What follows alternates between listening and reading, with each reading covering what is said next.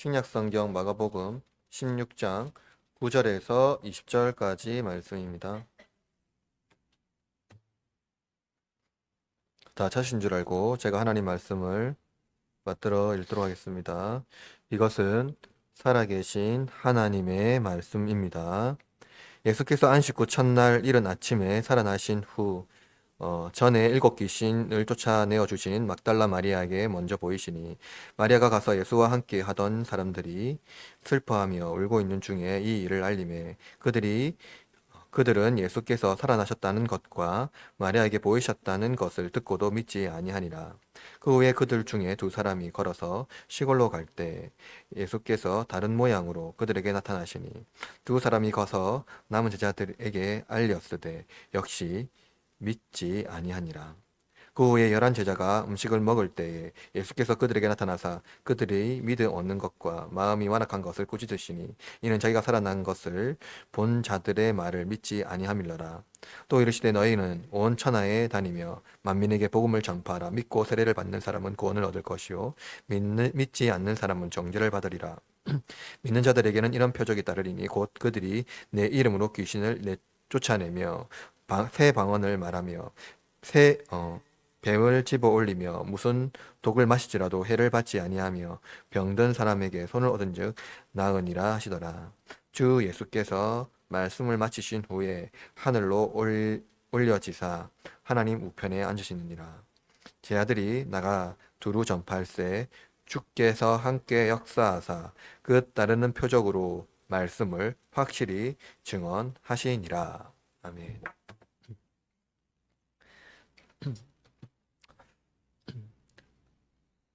오늘은 삼위일체 주일인데 마가복음 강해를 이어서 합니다. 오늘은 마가복음 강해 마지막 시간입니다. 54번째 강해인데요. 1년이 넘도록 강해 말씀을 마가복음을 우리가 지금 들었습니다. 믿음이 없는 자를 보내시는 그리스도라는 주제로 하나님 말씀을 선포하겠습니다. 아마 여러분 성경책에 오늘 읽은 본문이 아마 가로로 되어 있을 것입니다. 그렇죠? 이는 이 본문이 유력한 고대 사본에는 기록되어 있지 않기 때문입니다. 이는 마가의 독특한 그래서 이제 대부분 학자들이 이 마가복음에 그러니까 마가가 기록한 이 종결된 부분이 우리가 지난주에 읽었던 16장 8절까지라고 말합니다. 이는 마가의 독특한 이 서술 방법이 마가복음 전체에 드러나고 있음을 보여주는데요. 마가는 예수님이 메시아이며 하나님의 아들이라는 것이 소문이 나지 않도록 항구시키는 것이 이제 마가복음 전체에 나타나는 것이죠. 이것은 예수님이 예수님이 살아나셨다는 그 천사의 말을 들은 여인들에게도 나타납니다. 여인들은 예수님의 부활하신 빈무덤을 보았고 천사의 증언을 들었으나 오히려 두려워하고 비밀에 감추었지요. 그러나 누구도 예수님의 부활을 숨길 수가 없습니다. 천사는 여인들에게 부활하신 예수님의 누운 자리를 보여주며 예수님이 여기 계시지 않는다라고 말했죠. 지금까지 비밀로 감추었던 하나님의 아들 구주 예수 그리스도를 제자들은 온열방에 이제 전해야 합니다. 더 이상 비밀로 멈추어서는 안 되는 것이죠. 예수님이 십자가에 못 박혀 죽으신 후 부활하셨습니다. 이제 예수님이 그리스도라는 이 사실은 비밀이 아니라 세상에 마땅히 전해져야 하는 이 복음이 되었습니다. 그러나 문제는 믿지 않는 제자들이 이 복음의 사명을 감당해야 한다는 것입니다. 어떻게 믿음 없는 자가 이 선교의 사명을 선교의 사명자가 될 수가 있을까요? 제자들은 예수님에게 예수님 자신이 죽으시고 사흘 만에 부활하신다는 이 말씀을 수차례 들었으나 그들은 잊어버렸고 십자가를 지신 예수님을 떠났습니다. 그러나 예수님은 그들을 설득하거나 이해시키지 않으십니다. 다만 꾸짖으시고 복음의 사명을 그들에게 주십니다. 하나님 아들의 부활은 우리의 이해와 설득이 과정이 아니라 선포로 말미암아 믿음으로 우리에게 주어진 것입니다. 제 아들은 바로 부활하신 예수님을 불신의 세계에 선포해야 할 무거운 사명을 얻게 된 것입니다. 만약 마가가 전하는 복음이 여인의 침묵으로 마무리되었다면, 8절로 마무리되었다면 독자들은 스스로 결말을 맺어야 합니다. 그러나 하나님은 성경의 주인으로서 우리에게 복음의 사명을 주시죠. 제자들은 자신도 믿지 못했던 그 복음을 믿지 않는 자들에게 전해야 합니다. 로마의 십자가에 못 박힌 예수를 그의 동족 유대인들에게 전해야 하는 것이죠.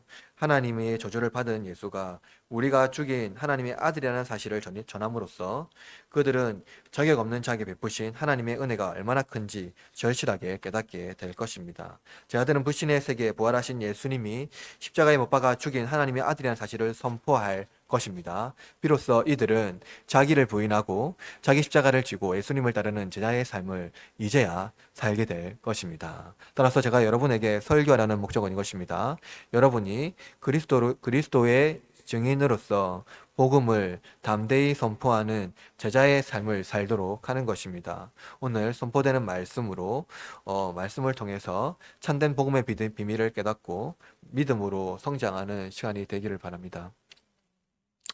여러분, 오늘 본문을 아마 읽었을 때 아마도 조금 이상한 느낌을 받았을 것입니다. 세 명의 여인, 우리 지난주에 말씀을 읽었잖아요. 세 명의 여인이 안식 후 첫날 예수님이 안치된 돌무덤에 뛰어갔을 때 예수님의 시신이 없었죠. 그리고 예수님의 부활 소식을 천사에게, 천사로 보이는 청년에게 들었습니다. 그들은 그러나 그 여인들은 어땠습니까? 증인이 되기를 두려워했지요.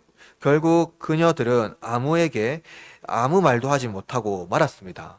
그렇게 8절이 마무리되었어요. 그런데 9절부터 보니까 다시 마치 16장을 새롭게 다시 시작하는 듯한 느낌을 받습니다.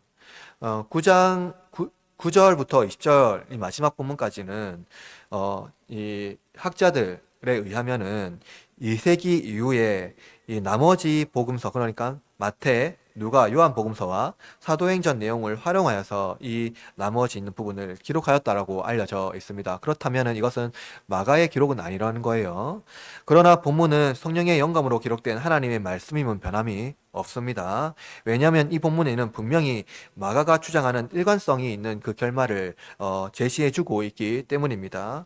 그럼 9절에 보면은 1절에서 실패한 여인들 중 한 사람이 나오죠. 그게 누구입니까? 막달라 마리아가 등장합니다. 9절 말씀 읽어볼까요? 9절 시작. 예수께서 안식 후 첫날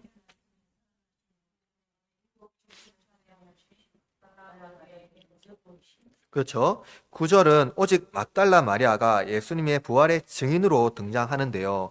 이것은요, 요한복음의 기록에 의존한 것입니다. 요한복음에는 오직 막달라 마리아가 예수님 부활의 증인으로 나오거든요. 그러나 요한이 기록하지 않은 하나의 또 사건이 그 구절이 나오는데요. 그것은 뭐냐면은 예수님이 7 귀신을 막달라 마리아에게서 쫓아내셨다라는 이 부분이에요. 이 부분은 이제 추가하고 있습니다. 이 부분은 또 누가복음 8장에 있는 부분을 인용한 건데요. 그렇다면 여러분, 이 세 명의 여인 중에 막달라 마리아만 예수님의 부활의 증인으로만 등장하거든요. 왜 그럴까요? 다른 복음서와 달리 마가복음에는 두 가지 특징이 있습니다. 하나는 세 명의 여인의 이름을 분명히 기록했다는 것이고, 다른 하나는 예수님의 부활 사건을 2번 기록하고 있다는 거예요. 다른 복음서는 이렇게 기록하지 않았습니다. 1절과 8절은 마가의 저작이라고 말했어요. 9절에서 20절은 후대에 기록된 전승으로 보인다고 말했습니다. 그런데 마가의 저작과 후대의 전승은 그 여인이 천사의 증언을 들은 후에 이어지는 이야기로 이해해야지 이 전체적인 구조적인 연결성을 가질 수가 있습니다.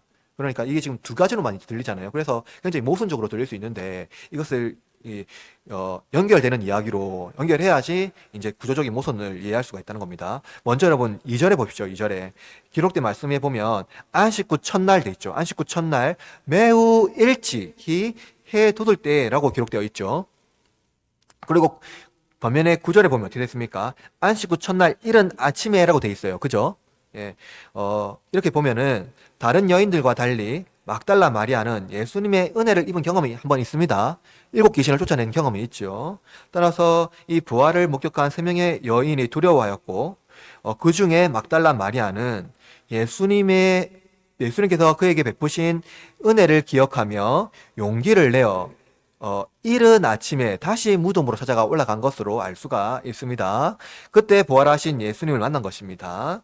아무 말도 하지 못하던 마리아는 다른 여인들과 달리 무엇입니까? 이제 복음의 증인으로서 유일하게 제자에게 이 소식을 알립니다. 모든 복음서도 막달라 마리아를 부활의 증인으로 내세우고 있거든요. 자, 그러나 이런 기쁨의 소식이잖아요. 소식이 이 상황을 반전시키지 못합니다. 제자들은 예수님이 십자가에 못 박아 죽으셨다는 소식을 듣고 비통해하며 침울한 시간을 보내고 있습니다. 이들은 십자가를 지신 예수님을 보고 도망쳤고 실패했지요. 이것은 베드로의 실패를 떠올리게 합니다. 예수님을 부인하고 닭울음 소리를 듣자 베드로는 예수님 말씀을 기억하며 어떻게 했습니까? 울면서 갔어요. 비통하며 비통에 빠지게 되었습니다. 십자가에 달린 죽은 예수님을 지키지 못했다는 좌절감이 베드로뿐만 아니라 제자들 전체를 억누르게 되었을 것입니다. 예루살렘에 있죠. 이들은 고민 중에 있을 겁니다. 이제 갈릴리로 가야 하나? 이제 우리는 다시 물고기를 잡아야 하나? 이제 우리는 다시 어떠한 삶을 살아야 하나? 여러 가지 생각 가운데 비통과 침울한 시간을 보내고 있었을 것입니다. 어두운 분위기 중에 마리아는 부활의 소식을 가지고 제 아들에게 뛰어가서 알립니다. 우리 11절 말씀해 볼까요? 11절 시작.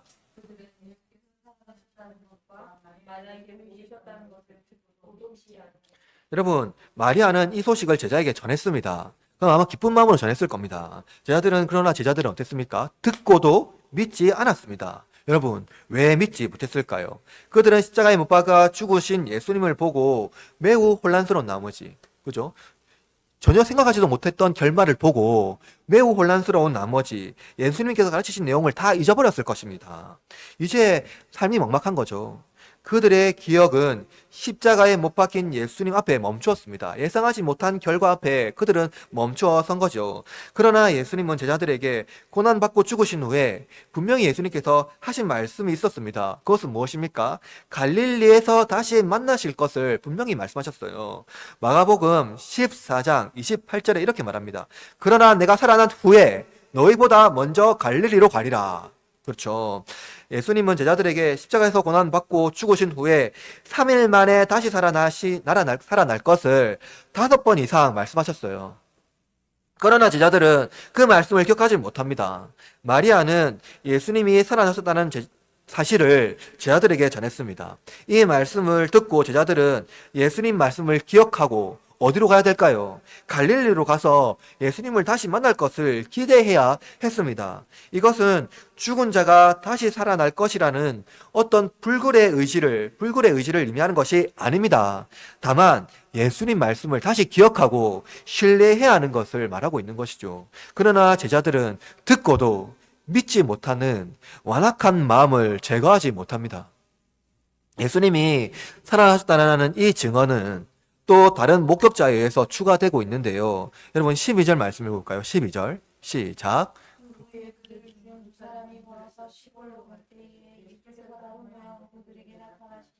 여러분 시글로 돼 있죠. 이것은 누가복음 24장 13절과 34절에 기록되어 있는 엠마오로 가는 두 제자를 말씀하고 있는 겁니다. 그러니까 시골은 엠마오예요.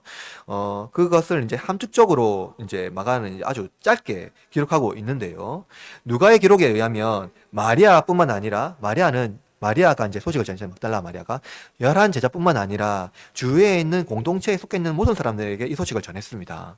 그러나 이들은 어떤 마음이 있었냐면 허탄한 마음으로 듣지 않았어요. 그러니까 그 말을 마치 마리아가 너무나도 예수님 보고 싶은 나머지 허상한 것을 보았다라고 생각한 거예요. 두 사람은 엠마로 하는 이 두 사람은요, 십자가에 달려 죽은 예수님이 다시 살아날 것이라는 것을 상상조차 하지 않았습니다. 그러던 중에 엠마오로 가는 이 두 사람에게 예수님이 나타나셔서 무엇을 했는고 하니까 모세와 선지자의 글로 시작하여서 성경에 쓰인 바 모든 사실들이, 구약 성경에 있는 모든 사실들이 누구를 가르치냐고 하니까 나를 가르치는 것이라고 하면서 그것을 상세하게 설명했습니다. 그러나 여러분, 그 엠마오로 가는 이 두 사람은요, 예수님 말씀 옆에서 이 성경을 아주 상세하게 가르치고 있는 그 말씀이 누구인지 깨닫지 못했습니다. 그때 예수님은 이 제자들과 이 두 명과 함께 식사 중에 들어갔는데요. 떡을 가지시고 축사하신 후에 떡을 떼실 때 이 두 명이 그제서야 비로소 이 말씀을 알리시는 분이, 이 떡을 떼시는 분이 예수님이라는 사실을 깨닫게 되었습니다. 누가복음 24장 30절과 31절에 이렇게 말합니다. 그들과 함께 잡수실 때에 떡을 가지고 축사하시고 떼어 그들에게 주시니 그들의 눈이 밝아져 그인 줄 알아보더니 예수는 그들에게 보이지 아니하시는지라. 여러분, 예수님은 그들에게 나타나서 떡을 가지고 축사하시고 그들에게 주셨습니다. 이 강력한 기억은 그들에게 잊혀지지 않는 사건입니다. 십자가에 달리신 분이 다시 그들에게 떡을 가지고 축사하시고 떼어주셨을 때 그들은 비로소 눈이 밝아지게 되고 예수님을 보게 됩니다. 여러분, 이 기억 어디서 난 기억일까요? 여러분, 떡을 떼어서 수많은 사람들을 먹이신 사건 무엇입니까? 오병이어 사건이잖아요. 예. 거기서 그들은 그 떡을 먹었던 기억이 있었던 겁니다. 떡을 떼어서 나눠주셨을 때 그들은 놀라운 그 예수님이 하셨던 그 기억을 비로소 기억하고 눈이 밝아져서 예수님이 그 말씀하신 분이 누구인지 알게 된 것이죠. 예수님은 이렇게 그들의 인식에 강력하게 자리 잡은 기억을 다시 일깨우며 믿지 않는 자를 믿는 자로 변화시키십니다. 이들의 믿음과 우리의 믿음이 다르지 않죠. 예수님은 불굴의 의지로 믿으라고 강요하지 않습니다. 다만 우리의 기억에 숨겨져 있는 그 말씀을 일깨우며 예수님께서 하신 말씀을 다시 신뢰하도록 우리를 이끄십니다. 그러나 믿음은 그렇게 쉽게 일깨워지지 않습니다. 여러분 13절 말씀 읽어볼까요? 13절 시작.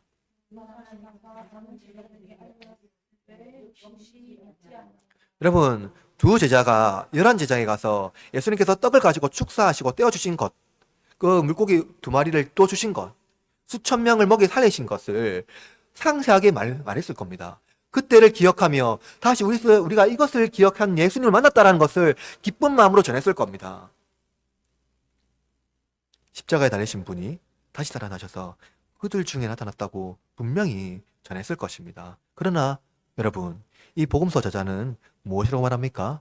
제자들은 역시 믿지 아니했다라고 말하고 있습니다. 제자들은 십자가에 달리신 예수님이 다시 살아났다는 사실을 믿지 않습니다. 믿지 못합니다. 제자들이 증인의 말을 믿지 못하는 이유는 무엇일까요? 그들이 말하는 모든 증거가 부족했기 때문일까요? 그렇지 않습니다. 제자들은 예수님의 부활을 목격했다는 사람들이 너무 슬픈 나머지 혹은 예수님이 죽지 않았다는 기대감 때문에 환영을 보았다고 생각했을 것입니다. 그러므로 이들은 예수님이 부활했다는 객관적인 증거보다는 예수님의 부활을 저항하려는 내면의 확신 때문에 믿지 않은 것입니다. 그러한 내면의 확신은 예수님을 버리고 도망친 그들의 경험 중에 예수님의 부활에 대한 큰 장애물로 형성되었을 것입니다. 따라서 내면에 있는 자기의 방어, 기제와 예수님의 부활을 믿지 못하는 그 내면의 확신 때문에 그 부활을 정하고 있는 것이죠. 무엇입니까? 제자들은 실패한 사실을 인정하기를 두려워했고 예수님을 만나게 되면 실패한 사실을 인정해야 되는 그 사실을 두려워했고 부활하신 예수님 앞에 서기를 꺼려 했던 것이죠. 그들은 다시 물고기 잡은 업으로 들어가기를 원했습니다. 앞은 막막하고 어떻게 할지는 모르겠지만 다시 예수님 앞에 서기는 용기가 없었던 것이죠. 실패라는 고통을 다시 복귀시켜 고통의 십자가를 지게 하려는 자리에 나가는 것은 너무나도 어려운 현실이었습니다. 그래서 여러분, 실패자는 사명을 잊어버립니다. 그러나 하나님은 실패한 사명자를 다시 부르십니다. 그것은 불굴의 의지가 아니라 하나님의 말씀을 신뢰하는 믿음을 불러 일으키는 것입니다. 실패한 제자에게 그리고 우리에게 복음은 여전히 의미가 있을까요? 예수님은 믿지 않는 제자에게 직접 증인으로 나타나셨습니다. 첫 번째 여자, 두 번째 두 사람의 증언으로도 제자의 마음에 자리 잡은 완악함을 제거하지 못했습니다. 그러나 예수님은 세 번째 증인으로 나타나셔서 제자의 마음의 완악함을 제거하십니다. 예수님은 제자들의 완악함을 제거하기 위하여 제자들이 식사 중일 때 나타나셨습니다. 누가의 기록에 의하면 제자들은 예수님을 유령으로 생각했습니다. 그때 예수님은 제자들에게 자기 손과 발을 보이시고 또 만지게 하셨습니다. 누가복음 24장 39절에 이렇게 말합니다. 내 손과 발을 보고 나인 줄을 알라. 또 나를 만져보라. 영은 살과 뼈가 없으되 나는 보는 바와 같이 있느니라. 라틴 교부 히에로니무스는 이렇게 말했습니다. 진짜 손과 진짜 옆구리를 보여주셨듯이 그분은 제자들과 함께 실제로 잡수셨습니다. 몸을 지닌 인간을 가장 확실하게 증명하는 행위, 그것은 먹는 행위입니다. 예수님은 제자들과 함께 식사하심으로 십자가에 달리신 자기 몸으로 살아나셨음을 제자에게 보여주셨습니다. 영은 음식을 섭취할 이유가 없지요. 몸이 없기 때문에 몸을 유지해야 할 에너지원이 필요하지 않기 때문입니다. 그러므로 생명을 유지하기 위해서는 음식물을 반드시 섭취해야 합니다. 그러나 예수님의 몸은 제자들의 몸과 달랐죠. 부활하신 예수님은 우리와 같이 음식물로 생명을 유지하는 것이 아니라 영존하신 그분의 능력으로 생명을 유지하십니다. 부활하신 그분의 몸은 다시 썩거나 부패하거나 변하는 몸이 아니라 영원히 생명력이 넘치는 몸을 지니셨기 때문입니다. 따라서 예수님은 생명을 유지하기 위하여 음식을 먹을 이유가 없으시지만 제자들의 완악한 마음을 제거하기 위하여 음식을 잡수셨습니다. 예수님은 믿음 없는 제자들과 함께 음식을 먹음으로 살아계신 하나님의 아들이심을 그들 중에 증명하십니다. 그리고 제자들의 믿음을 불러일으키지요. 그러나 예수님은 제자들의 믿음 없음을 아무 일이 없는 것처럼 묵과하지는 않으십니다. 예수님은 제자들의 믿음 없음과 완악한 마음이 완악한 것을 꾸짖으셨습니다. 예수님께서 제자들을 꾸짖으신 것은 그들이 예수님 말씀을 기억하지 못하고 믿지 못했기 때문입니다.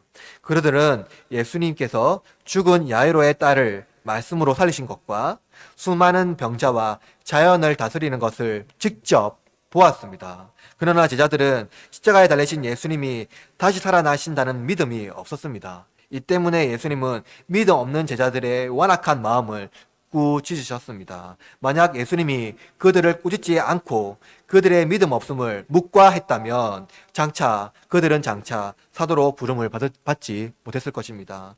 교부 아구스티누스는 이렇게 말합니다. 믿음의 아버지인 그들은 아직 충실한 신자가 아니었습니다. 스승인 그들은 온 세상에 복음을 선포하다가 죽게 되리라는 사실을 아직 믿지 않았던 것입니다.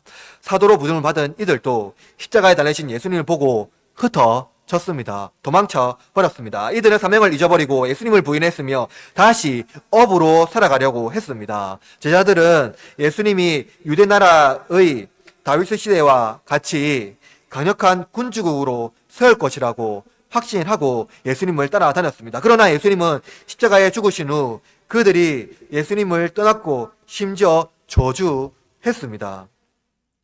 그들은 사도라 부름을 받을 정도로 자격 없고 구원받을 자격도 제자들은 상실했습니다. 그러나 예수님은 실패한 제자들 중에 다시 나타나셨습니다. 그리고 그들을 꾸짖으셨습니다. 예수님은 마음이 둔하여 믿음을 깨닫지 못하는 제자들에게 종종 꾸짖으신 적이 있었는데요. 마가복음 9장 19절에 이렇게 말합니다. 대답하여 이르시되 믿음이 없는 세대여 내가 얼마나 너희와 함께 있으며 얼마나 너에게 참으리요. 예수님은 제자들의 믿음 없음을 꾸짖으셨지만 불굴의 의지를 가지라고 말씀하지는 않았습니다. 믿음은 불굴의 의지가 아니라 말씀을 신뢰하는 것이기 때문입니다. 제자들이 지금 기억해야 하는 것은 살아나신 예수님이 갈릴리에서 다시 만나자고 하신 그 말씀, 약속의 말씀입니다. 제자들은 예수님께서 그들을 부르신 그 장소, 바로 그 소명의 장소로 가서 예수님을 만나야 합니다. 너에게 말씀하신 대로 이것이 제자들이 붙들어야 할 믿음이라는 거죠. 예수님은 말씀으로 폭풍을 잠잠하게 하셨을 때, 오병이어 이후 떡이 없으므로 근심하고 있을 때, 바다 위를 걸으셨을 때, 믿음이 없이 두려움 중에 있는 제자들을 예수님은 꾸짖으셨습니다. 제자들은 예수님이 가르치신 말씀과 그분이 살아계신 하나님의 아들이며 우리의 구주라는 복음을 전하기 위하여 부르심을 받은 사도입니다.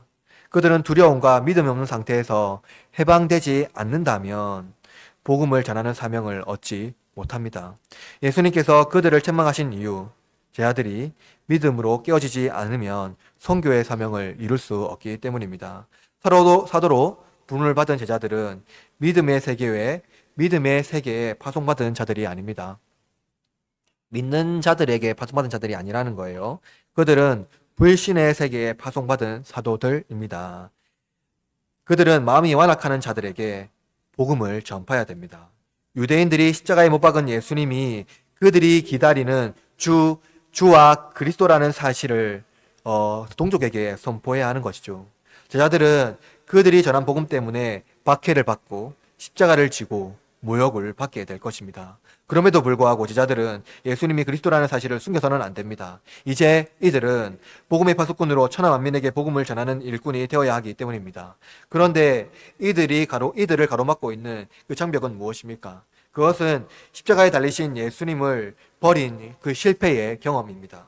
이들은 철저하게 실패했고 사도로 부름을 받기에 합당하지 않습니다. 제자들은 예수님이 십자가에 달리시기 전에 했던 말을 하나도 지키지 못했습니다.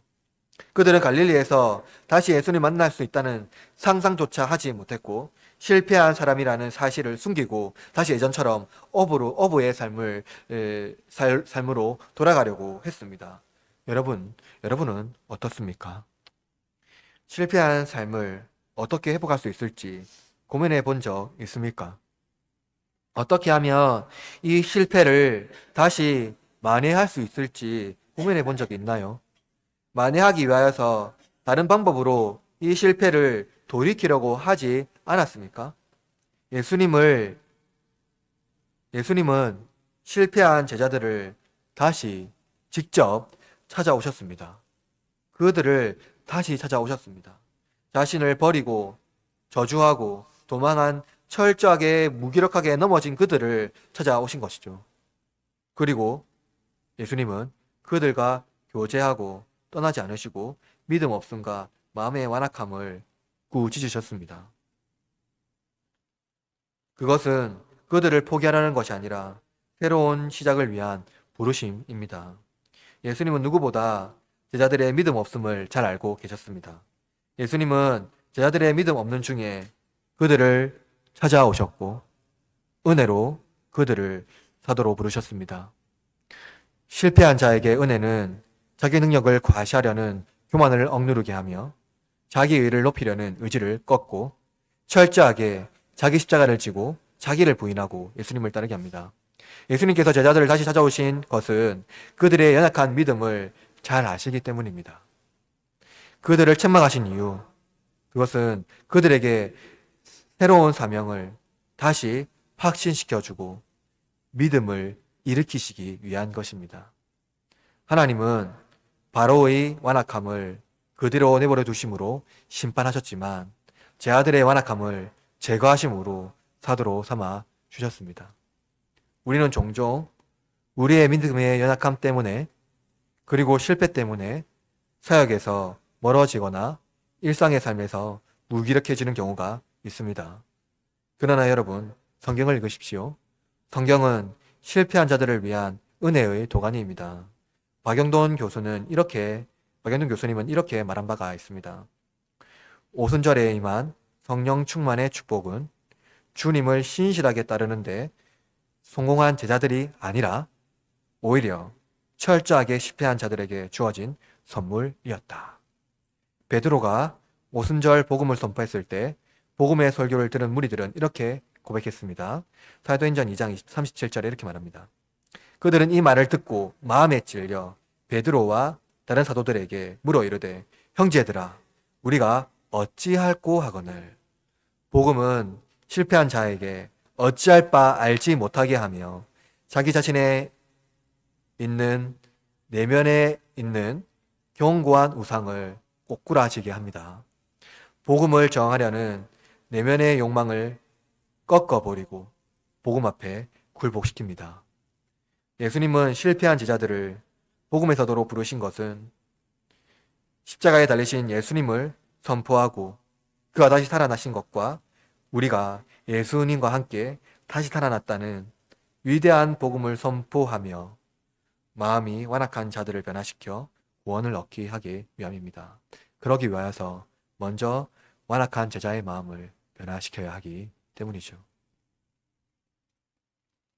이처럼 예수님은 오늘도 실패한 자들을 부르셔서 복음으로 변화시켜 복음의 일꾼을 세워 주십니다. 연약한 자들을 통해 강한 자를 부끄럽게 하시는 복음의 능력이, 이 복음의 능력은 우리가 이해할 수 없는 하나님의 지혜입니다. 그러므로 실패했으나 하나님의 은혜는 여전히 충만하게 우리에게 부어지고 있다는 사실을 잊지 마시기를 바랍니다. 그러나 선교 사명을 감당하기 위해서는 은사를 받아야 합니다. 교부 요한 크리소스톰은 특별한 은사를 받은 자만이 선교의 사명 그리고 말씀의 사역자가 될 수 있다고 말하였습니다. 예수님은 믿음 없는 자들의 자격 유무를 떠나서 은혜로 사명자의 자리로 부르셨습니다. 그리고 제자에게 놀라운 권세, 은사를 주셨습니다. 여러분 16절 말씀 해볼까요? 16절 시작.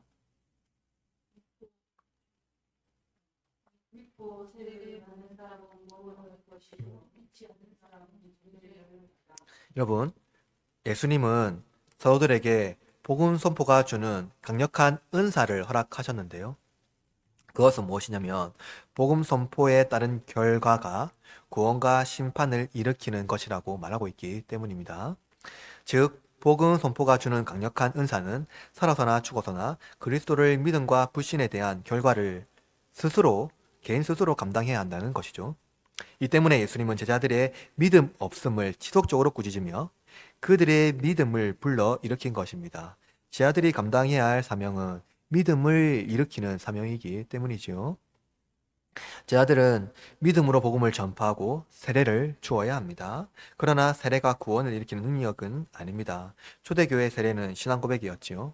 초대교회의 고백은 무엇을 믿느냐가 아니라 어떻게 사느냐를 묻는 것이었습니다. 그래서 초대교회 배경의 신자는 그리스도인으로 새로운 삶을 살겠다는 고백을 통해 세례를 받았습니다. 따라서 세례는 상징적인 의미지만 그 속에 담겨있는 행위는 매우 독특한 기독교적 행위였다는 것이죠. 그러나 세례 자체가 믿음과 구원을 일으키지는 못합니다. 만약 세례가 믿음을 일으키는 행위라면 정죄는 세례받지 않는 자들에게 임해야 합니다. 그러나 성경은 믿지 않는 자들이 정죄받는다고 말합니다. 그러므로 신자의 믿음의 고백이 세례를 효력 있게 한다는 것이죠. 따라서 세례는 신자가 믿음으로 세상에서 승리하는 삶을 살도록 돕습니다. 그리고 성경은 세례가 아니라 믿음으로 구원받는다는 것을 증언하고 있지요. 요한복음 3장 18절에는 이렇게 말합니다. 그는 그를 믿는 자는 심판을 받지 아니할 것이요 믿지 아니하는 자는 하나님의 독생자의 이름을 믿지 아니함으로 벌써 심판을 받은 것이니라. 사도는 예수님께 복음의 사용자로 위임을 받았습니다. 사도는 복음의 사역자, 말씀의 사역자로 동족 유대인에게 복음을 전해야 합니다. 그러나 사람들의 마음은 완악하여 십자가에 못 박혀 죽은 예수가 메시아라는 사실을 믿지 않을 것입니다. 왜냐하면 그들이 하나님의 아들을 죽였다는 이것은 자신이 그 사실을 시인하는 것이기 때문입니다. 그러나 이 강력한 저항에도 불구하고 사도는 십자가에 못 박혀 죽은 예수를 그리고 다시 부활하신 예수를 유대인 공동체에 전해야 합니다. 사도들은 최선을 다하여 십자가에 못 박힌 예수를 전해야 하지만 그 결과에 대하여는 자유해야 합니다. 그들은 이 일에 보냄받은 자들이지만 위임받은 자들이며 선교 사역을 이루는 주체는 아니기 때문입니다. 바울은 이렇게 말합니다. 고린도전서 3장 6절에서 7절에 나는 심었고 아볼로는 물을 주었으되 오직 하나님께서 자라나게 하셨으니 그런즉 심는 이나 물 주는 이는 아무것도 아니로되 오직 자라게 하시는 이는 하나님뿐이로다. 그러므로 사도는 실패해도 담대하게 복음을 전할 수 있습니다. 왜냐하면 그 주체가 내가 아니라 하나님이시기 때문이죠. 사도는 이전의 실패에도 벗어나 구원받은 자로서 평화와 확신을 누릴 뿐만 아니라 불신의 세계에 복음의 일꾼으로 세워졌습니다. 나아가 예수님은 사도들에게 확신과 평화뿐만 아니라 표적도 주었죠. 오늘 본문 17절 말씀 볼까요? 17절 시작. 믿는 자에게는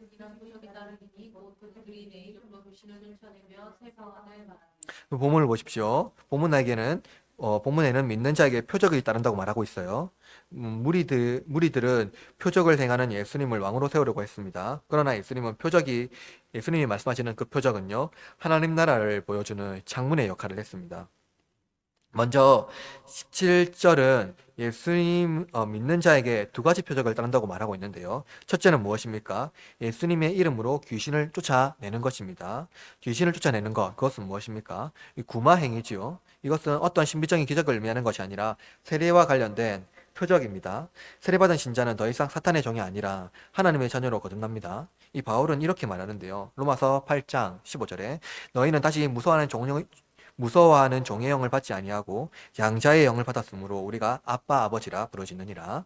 이것은 믿는 자가 귀신을 쫓아내는 표적을 말해주고 있는 것입니다. 믿는 자는 복음을 전함으로써 사탄과 어둠의 권세를 몰아내고 하나님의 자녀로서 세상의 빛과 소금의 역할을 감당해야 합니다.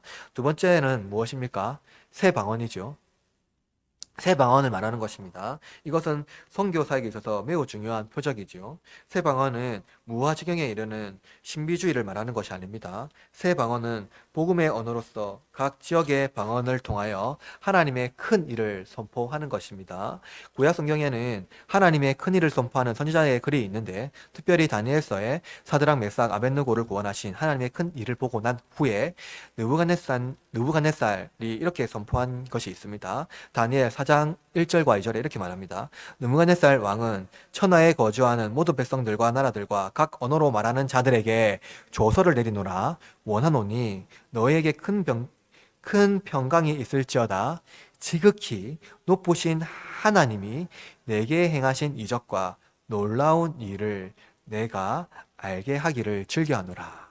느부갓네살은 사드락 메삭 아벳느고를 풀무불에서 건져내신 하나님의 큰 일을 보고 각 언어로 말하는 자들에게 조서를 내려서 열방의 하나님의 큰 일을 선포하게 명령했지요. 그리고 신약시대에 오순절 성령의 충만함을 받은 제자들은 익숙하지 않은 언어로 하나님을 찬양하기 시작했습니다. 그때 지중해 주변의 각국으로부터 예루살렘에 머물고 있는 디아스포라 유대인들의 예수님의 방언을 제자들의 방언을 듣고 놀라며 신기한 현장을 보았는데요. 이들은 각 소아시아와 지중해 연안에 흩어져 있는 유럽에서 온 사람들이었습니다. 그들이 이렇게 말합니다. 사도행전 2장 11절에 우리가 다 우리의 각 언어로 하나님의 큰 일을 말함을 듣는도다 하고 하나님을 믿는 자들에게 새 방언을 말하는 표적을 줍니다.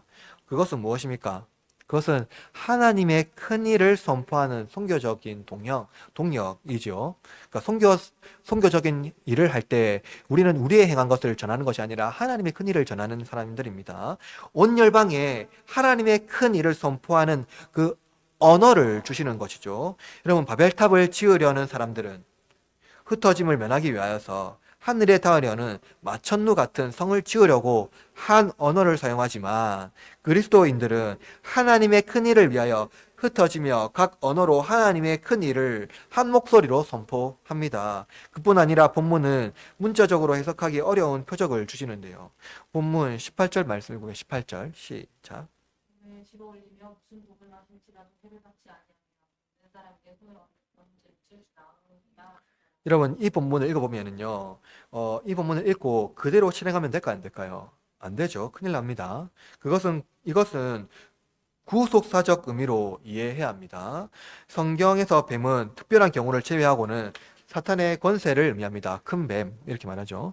영적으로 뱀을 잡는다는 의미는 무엇입니까? 여인의 후손이 뱀의 머리를 짓밟음을 의미하는 것이죠. 이것은 신자들이 그리스도 안에서 사탄의 권세에서 승리했음을 선포하는 것입니다. 그렇다면 여러분, 독을 마신다는 것은 무엇을 의미할까요?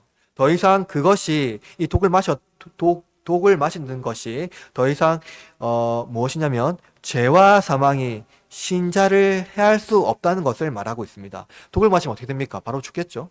그러나 예수 그리스도 안에 있는 사람들은 죄와 사망이 더 이상 해를 줄 수 없다는 것을 말하고 있어요.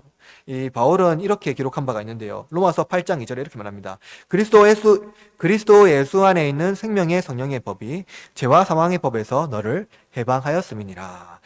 인간은 뱀의 유혹으로 생명을 빼앗기고 죄와 사망으로 비참한 상태가 되지만 하나님은 그리스도 예수 안에 있는 예수 안에서 신자를 더 이상 죄와 사망으로 말미암아 해가 되지 않게 보호하십니다. 그러므로 신자가 병든 사람에게 손을 얹으면 안 된다는 이 사도 시대의 표적은 오늘날에는 유효하지 않습니다. 오히려 우리에게 가장 시급한 병은 육신의 병이 아니라 영혼의 병이죠. 그러므로 신자가 불신자를 치료할 목적으로 기도하며 영혼의 병을 제거하고 독사의 독이 영혼의 해가 되지 않도록 영적으로 건강한 삶을 살도록 하는 것입니다. 그렇다면 여러분, 우리는 사도와 같이 복음의 사명자로 살아가고 있는가요? 우리는 좋은 환경이 제공하는 유익한 것을 누리며 살아가고 있습니다. 이러한 육신의 안식이 영혼의 안식을 방해하고 있지는 않습니까? 사도들은 복음의 증인으로 나서기를 주저합니다. 그들은 복음의 일꾼으로 쓰임받기보다는 육신의 안정을 택합니다. 누가 오늘날 복음의 사명자로 살아가려고 할까요?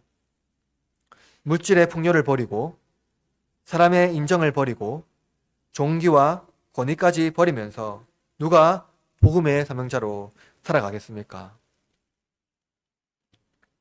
말씀대로 살아가는 것, 그것은 세상의 부요와 풍요를 포기하는 것과 같은 것입니다. 말씀대로 살아가는 것, 세상이 주는 안식과 권위와 명성을 포기하는 것과 같습니다. 복음은 우리를 불굴의 투사로 만들지 않습니다. 안 되면 되게 하라라는 특전사의 의지를 우리에게 각성시키지 않습니다. 우리는 때로는 불완전한 환경과 불확실한 상황 속에서 주저하고 흔들리며 심지어 불신하게 됩니다. 그러나 예수님은 이러한 우리의 연약함을 다시 세우시고 불완전한 환경 속에서 불확실한 상황 속에서 안식을 허락하십니다. 예수님은 우리의 욕망을 제거하고 새로운 삶으로 인도하십니다. 믿음 없는 자를 세우셔서 복음의 일꾼으로 삼아 주시는 것이죠. 자기 중심적인 삶을 살아가는 자들을 부르셔서 타인을 살리는 생명의 도구로 삼아 주십니다. 예수님은 세상의 왕이 아니라 하나님 나라의 왕이시죠. 그 왕을 선포하는 자리에 믿지 않는 자들을 부르셔서 그들의 믿음을 일으키시고 완악한 마음을 제거하고 무너지는 중에도 지속적으로 믿음을 잃지 않게 양육하시며 성장하도록 이끄실 뿐만 아니라 담대한 복음의 사명자로 세워 주시는 것입니다. 하나님을 신뢰하지 못하고 자기를 신뢰하는 우리의 내면에 하나님은 침투하셔서 성령을 부으셔서 다시 믿음을 일으키십니다. 그러므로 여러분, 복음의 능력은 우리 안에 있는 자아의 견고한 능력이 아니라 하나님께서 믿음 없는 자를 일으키시는 강력한 표적이라는 것입니다. 그러면 여러분, 우리에게 있는 가장 강력한 그 표적은 무엇입니까? 죄인된 우리가, 사탄의 종인 우리가, 하나님과 원수된 우리가 하나님의 자녀가 되었다는 그 사실, 그것이 우리에게 무엇보다도 가장 강력한 표적이라는 겁니다. 강력한 표적으로 등장하신 예수님은 하나님 우편에 앉으셔서 우리를 위하여 기도하고 계십니다. 마가복음 이렇게 마무리합니다. 20절 말씀 다 같이 읽어봅시다. 시작. 자들이 나가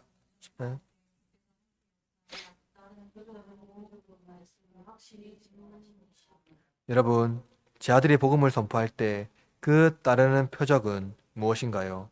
사탄의 권세를 제거하고 하나님의 큰일을 선포하며 죽음의 권세가 신자에게 해를 가하지 않고 영혼의 병을 치료하는 강력한 권세.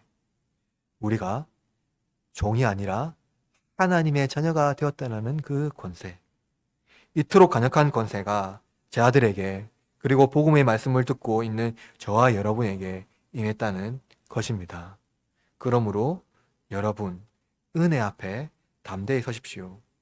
그것은 성공한 자에게, 마땅히 받을 만한 자에게, 강력한 권세를 가진 자에게, 확고한 믿음을 가진 자에게 나타난 것이 아니라 실패한 자에게, 불확실한 자에게, 여전히 불안전한 환경 중에 주저하는 자에게, 믿음이 없는 자에게 베푸시는 하나님의 은혜라는 것입니다.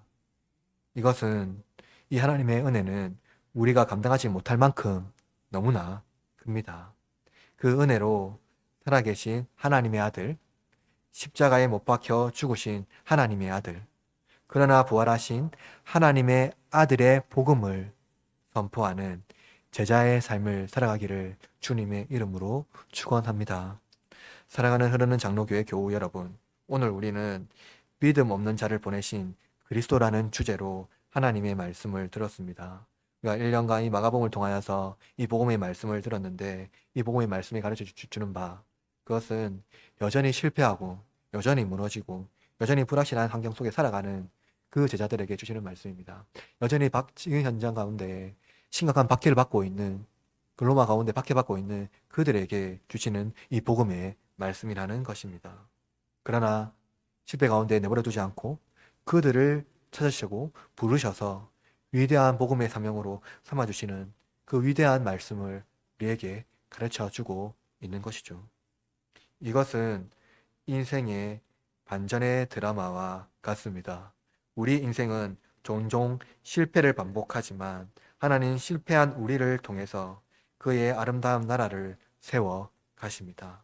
그러므로 우리는 실패의 기억에 함몰되지 않아야 됩니다. 실패의 기억에 멈춰 서서는 안 됩니다.